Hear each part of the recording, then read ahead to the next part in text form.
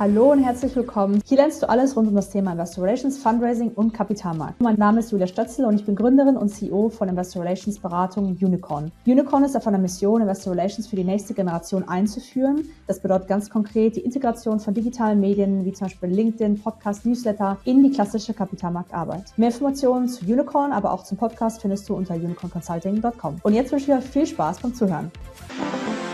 So here we are for our catch-up. Julia, what's up with you these days? Yeah, again, like quite a lot. I mean, I try to actually look through what would be most relevant for our audience. So I think, first of all, we can give a little sneak preview on our Street Tweets event. I mean, that's really an update from the both of us, not just for me, but I'll just take the initiative to talk about it now. So we're gonna have a date now and a venue for the next Street Tweets community event, which is gonna be the 30th of September. This winter, essentially in Q4. And we're going to already have two main sponsors, which are Deutsche Bank, Alliance Advisors, as well as Unicorn, of course. And we still haven't sent out the official invites, but we're going to send out the save the date soon. And so this is something where both of us are, now getting our hands dirty again, inviting people, setting up the program, setting up the logistics. So that's going to be fun. But I think we're getting better and better in doing so, right? Yes. I can't wait. I mean, it's a tough work, but the result is always so much fun. Yeah, exactly. And I was actually thinking as the second topic, as I'm diving more and more into this topic of digital investor relations and using social media and also finfluencers for my work in investor relations, even thinking of inviting a few finfluencers. So if any one of you is hearing this, feel free to reach out to kind of mix up the crowd a bit, not only corporates, but also people from the social media scene on the other side. And that's on the business side of things. Otherwise, I also do have a private update, and I wanted to I just put it because for the audience, we do have a sheet that we have when we always put kind of notes in what we're going to say on the call, right? But the other person doesn't really know yet, so I do have a private update. I think I smell something. I think I know. Yeah, I got engaged yesterday, so it's all super fresh. And I thought it would be nice if Caroline doesn't know, so the erection is actually genuine and not just a fake, oh my God. But it happened, and I cannot really say a lot about it, but yeah, it's pretty cool. Okay, I have a lot of questions I'm gonna ask you offline. Yeah, of course. But so also there's private things happening occasionally, and obviously not all private things make it into this podcast, but I thought this one I'm gonna share with everyone. But now back to you, Caroline. Yay! Well, my news is not gonna sound anywhere close to as exciting at this point, but I'll give it a try. But okay, first of all, congratulations. Thank you. I mean, on my side, I am very happy to be on holidays. I have 1 week and a half, and right now I'm in the south of Italy. It's beautiful, it's sunny. There's a lot of Americans, I have to say, that is rather, it's unsurprising. I cannot expect it. Everywhere. But so I look forward to this week of beach and eating. So that'll be nice. But as I'm here in Italy, I'm also a bit catching up with the news that is happening here. And one of them was this, I thought it was rather funny, but very dramatic. It's the clear example of how the markets still react super strongly to any news that comes up. So one of our ministers in Italy, I think it was last week, just before his holidays, went out with a statement we're going to tax massively all of the banks and all banks in Italy. And one of the main banks in Italy went down 9% the day after, of course. Mm-hmm. But yeah, this is exactly markets are still just as sensitive to this kind of news. And then it slowly unfolded. They realized that it was not exactly the best way to approach this. And they broke down no, it's going to be capped. It's only going to be on the Italian side of the banks. A bank like UniCredit that has a lot of international business is going to be less touched. So it's not as drastic as the first statement sounded but still interesting approach they took to go about it, especially as it's not something that is new under the sun. Spain did it last year, but yeah, interesting developments, and interesting to see how the psychology is still the one we know. Nothing has really changed on that side. But also interesting, like I find this like kind of crisis communication or communication in general, like how much this can impact if you do it wrongly, like also stock prices, right? I mean, they're gonna go out with a message, not really thinking what this will mean for the banks. You know, also if the equity goes down, like all this regulatory capital, because I used to work in like banking FIG, it was called FIG. So, you know, you have like these regulatory capital ratios and whatever. So if this message has this impact and then later they're kind of drawing back, you know, this doesn't really apply to everyone and this only applies to like this business and, you know, but the damage is already done, you cannot really revoke this message anymore. So it's like really also regulators and like, I don't know, like countries even should have good crisis communication. So it's so essential because it can have really severe damage. I think this is a problem with like being too mediatized. Everyone and anyone can go out with any messaging at any moment, and like you can have so much control on it. But if someone wakes up, even a minister, and decides to go out with some kind of message without thinking about it, like you can't stop him. This is the scary part, but it's true to every like company, structure, government. There's a lot of freedom. Well, interesting, definitely. Anything else on your end, or? But I mean, there's the last one is something, I mean, I still have to watch it, but I think the topic was very interesting. There was this webinar from IR magazine on how to take an innovative approach to investor days. And I mean, I'll give you more details when I actually get the time to go through it. But the topic I find is very interesting and relevant to today, especially as like, I mean, I think you've also realized like most things are rather going towards the hybrid version. You have to like provide more than just a presentation. Like it has to get more interactive. You have to get them involved and understand the level of knowledge of the different people in that room, bring them all up to speed. I think there is quite a lot to do in that field. So happy to like both speak about it with you, but also to hear what they say on this webinar. But to dive a bit deeper in this topic. Is this a new one? Because I think I've seen one of IR Magazine always has pretty good webinars. I think I've saw one in that range of topics, but I'm not sure if this is a recent one or. Yeah, I think this week or no, last week, like on Tuesday or Wednesday. Then I haven't seen it. Cool. Well, that's definitely one on my list then as well. Very relevant also for Unicorn, you know, like it's all about digital, making things more modern. Exactly. Anyways, right. Okay, I think we're already over time. We have like almost a stop timer. So let's dive into the deep dive with Julius and see you on the other side. Yeah. So this is a quick ad break. Today we're going to talk about Unicorn Consulting, which is an IR and PR consultancy of the next generation. And in case you didn't know it, I'm actually the CEO and founder of it. So Unicorn is not only aiming to help companies of the next generation to access capital markets, but also to help established companies to reach the next generation of investors by using more digital and social media formats. There's also a big announcement that I do want to make on this podcast, which is that I'm launching our first online course, which will come under the brand University. And with the code StreetReads10, you will be able to get 10% off your purchase. So today we have with us Julius Köhler from sennder. Thank you so much for taking the time, first of all. Thank you. Thanks for the invitation. Yeah, our pleasure. It's definitely a very interesting topic that we want to talk about today.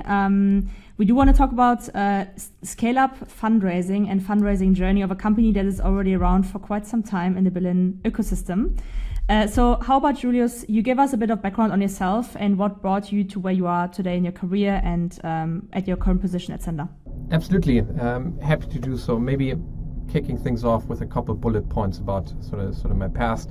I come from Stuttgart, originally southern Germany. Born there, spent about a third of my life there before relocating to the US, where I lived for 6 years. Later, doing my undergraduate studies in Scotland, and then after that, an MBA in Hong Kong.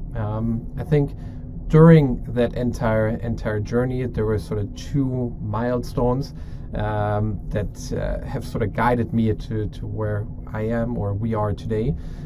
First was probably an internship at Daimler Trucks in Stuttgart. It was my first internship just out of high school, and had the opportunity to sort of get to know the house and the entire workings of the trucking industry. And myself being a petrol head, that very much fascinated me. And then second was actually just 2 years later when I was interning at Roland Berger during my university days, where I got to know Nico as well as David, my two co-founders at Sennder today. The three of us were sitting lined up next to one another in the internship kickoff. A friendship developed out of it, and then later a business relationship.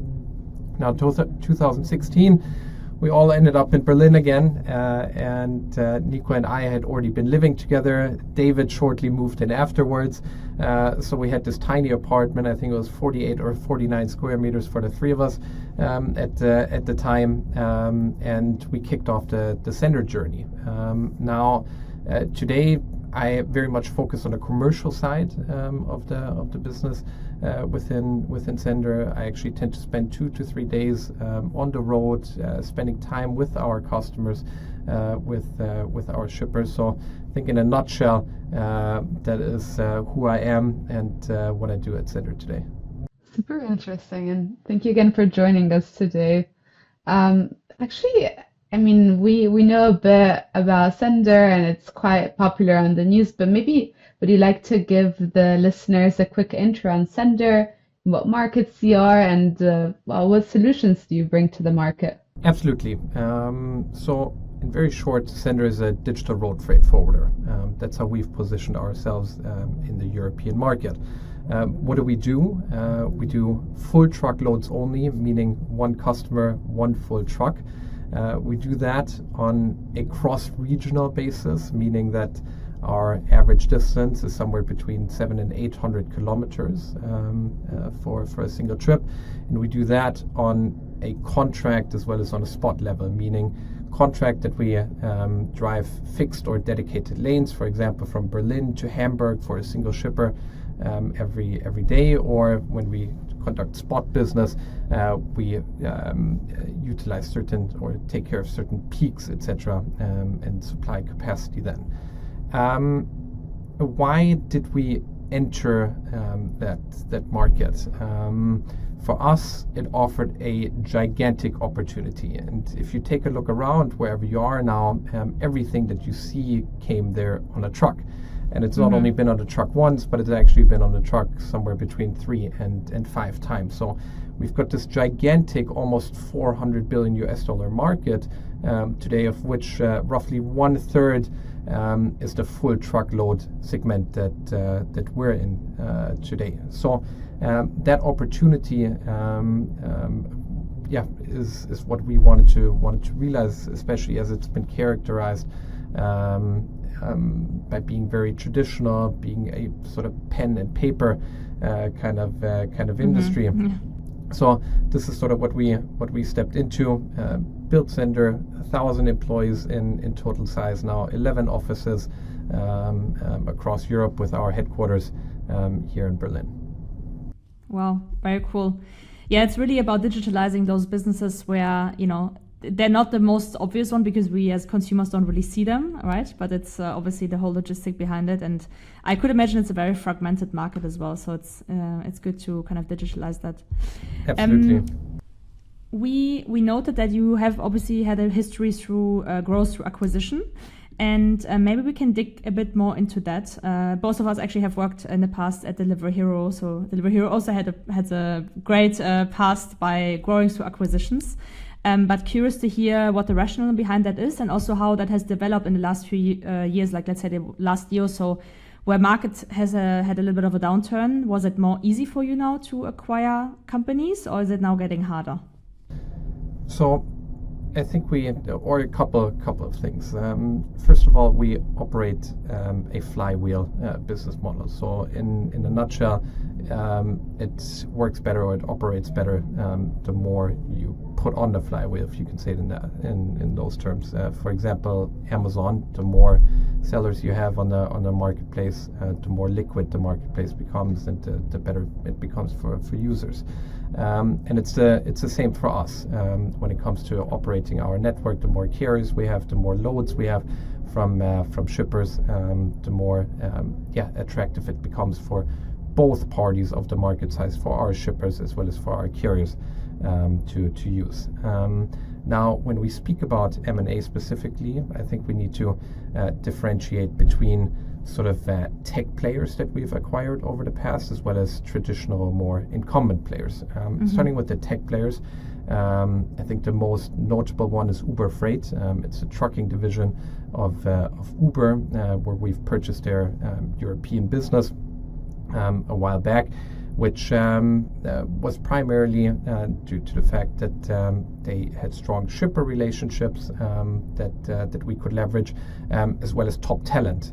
For example, Tom, our COO, we took on board through the Uber acquisition.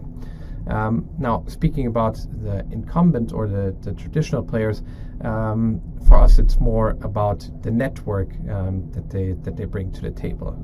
So through an M&A transaction of a Cars and Cargo based out of the Netherlands, for example, we acquired certain network density.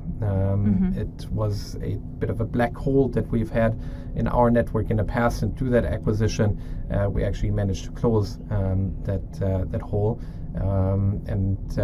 Those are sort of the two M&A sides or that we've done business in the past. We then sort of step by step introduce our technology and step by step integrate them into the sennder landscape and have them operate on our systems. Great, super interesting.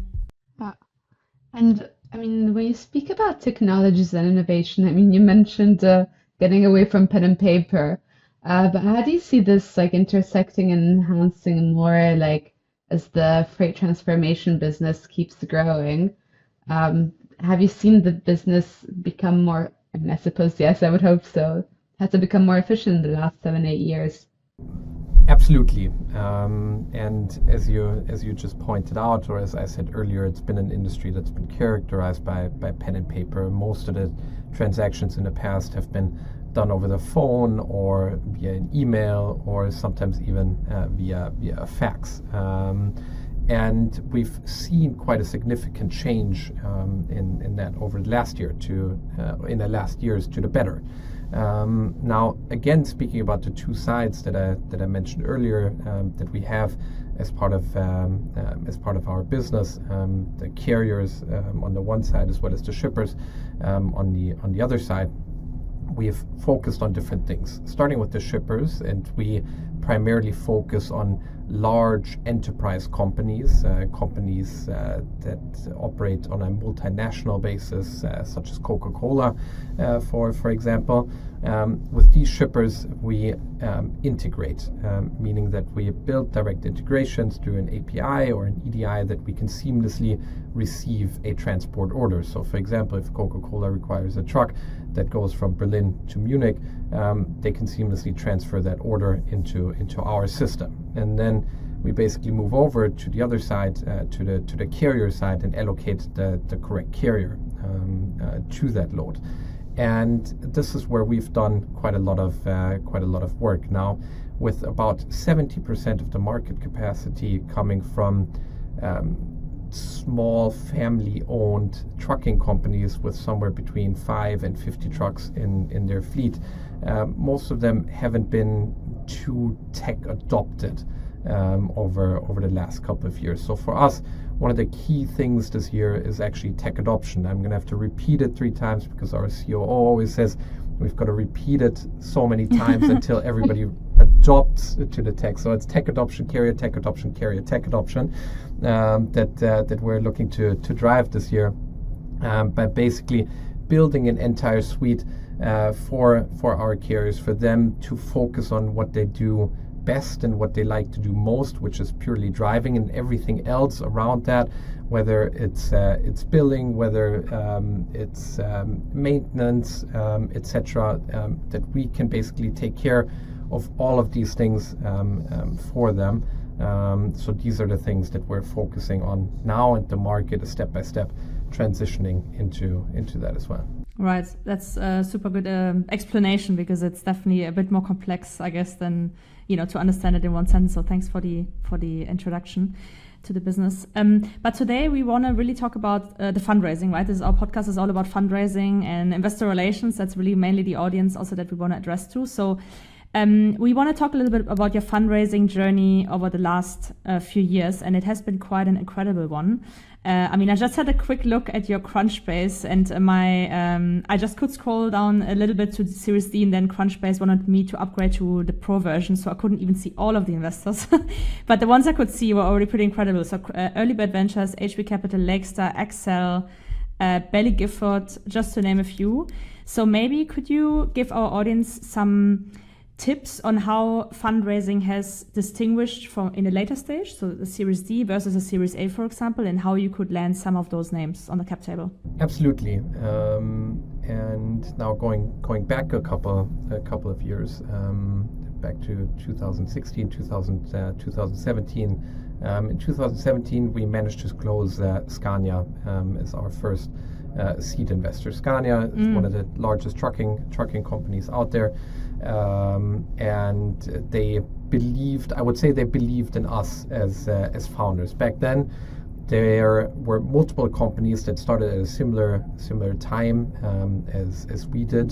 Some of them based out of Berlin, others based out of other European cities, and it wasn't really clear how we would differentiate from one another and how sort of things would play out, who was going to be the market champion in the digital market, etc. So it was a very, very competitive environment, and it was difficult to fundraise at the time. So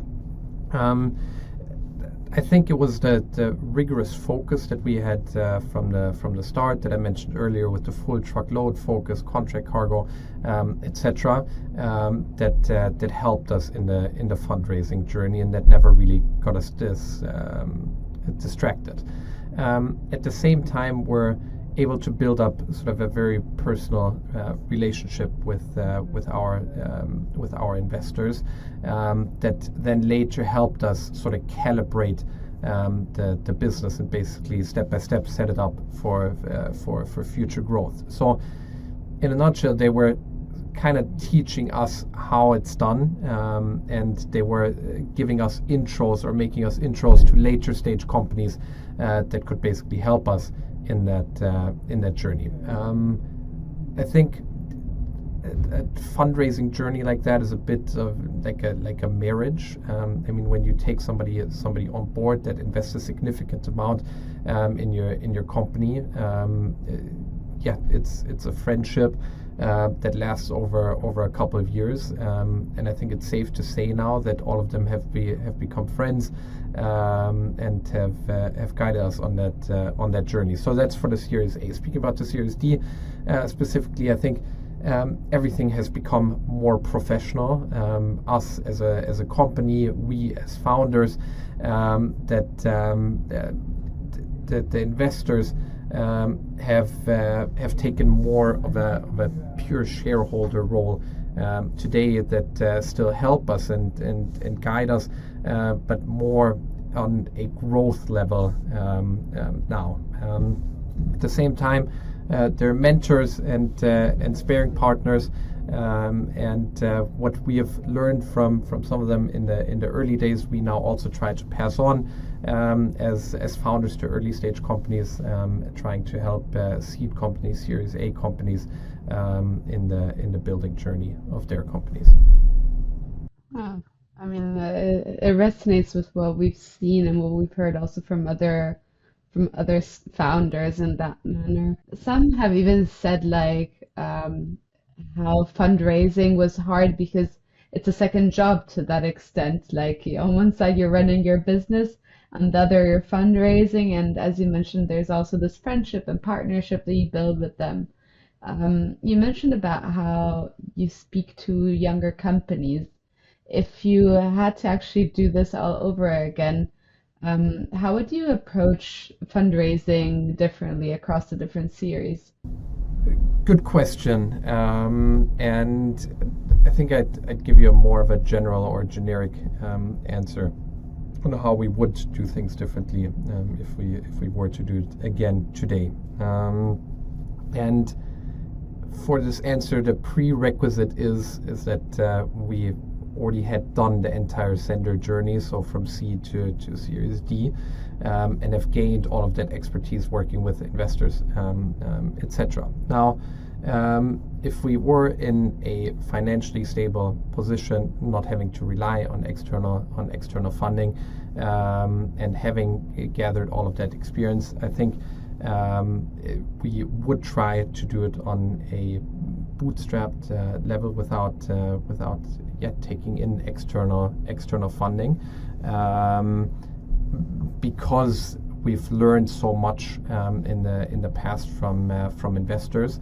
But at the same time, it also comes with certain responsibilities. When somebody puts in so many funds, over 350 million euros into your company, there are certain responsibilities that you need to fulfill, and there are certain deliverables that you need to fulfill, and that puts a lot of pressure on you as a founding team, on the company as a whole. I think that is something that we would potentially do differently in the future if we could, with that experience that we've gathered. But nonetheless, I think if you ask me again in 2 weeks or in 4 weeks' time, I might answer it a bit differently. Very cool. As I said, you have quite some stunning investors on your cap table, some of which are known for certain, let's say, fields of expertise, I would call it. For example, Lakestar, I believe, is known for, pushing European sovereignty and having quite like almost like a political stance or political network as well. Excel is more on the strategic side, there's also some other investors, for example, Project A, which is not one of your investors, but it's more an operative VC.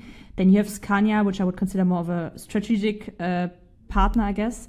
How do you decide for which investor do you go for in the rounds, and how can you wrap your head around which investor is the right one for you to choose?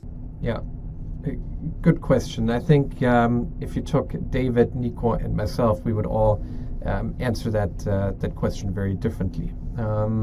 Now, starting with David, I think for him it's all about sort of the strategic outlook. How can they help us achieve our end goal? How can they help us on the journey? How can they help us develop the company, etc. For Nico, it's more of sort of on financial terms. How does it make sense? How do they fit into our cap table? How can we all make it work? Leveraging the different investors or the different stakeholders as part of the financing round. And for myself, it's pure gut feeling. And I think that gut feeling, or along with David and Nico's judgment, is something that has helped us come so far over the last couple of years. And as I said earlier, it's like a marriage that you're entering every time you do a financing round. So it's super important that you get along with everybody who's on your cap table in order to build a successful company. I suppose you've had quite a few weddings until now.